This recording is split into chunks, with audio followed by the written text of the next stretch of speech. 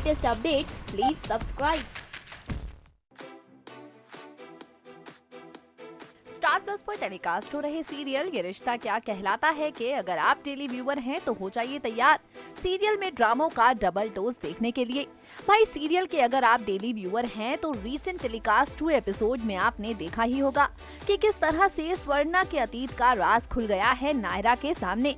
जान गई है नायरा ये बात कि स्वर्णा है एक बेटे की माँ, लेकिन अब तक अनजान है वो पूरे सच से। जी हाँ भाई, नायरा अब तक अनजान है पूरे सच से। और सिर्फ नायरा ही नहीं बल्कि स्वर्णा ने पूरे गोइंका परिवार को इस सच से अनजान रखा है कि उसका बेटा देवर्षि अभी जिंदा है। जी हाँ, ठीक सुना आपने। और इस राज पर से पर्दा उठेगा सीरियल के अपकमिंग एपिसोड में।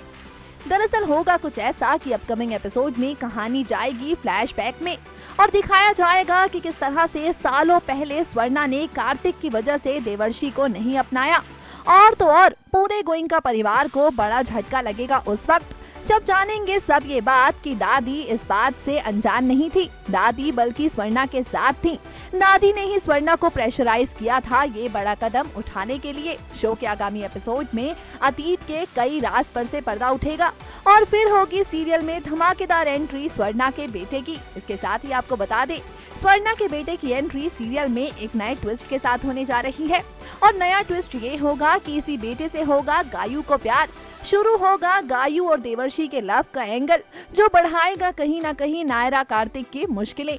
अब देखना ये दिलचस्प होगा कि गायू और देवर्षि का मिलन आसानी से हो जाता है या नहीं।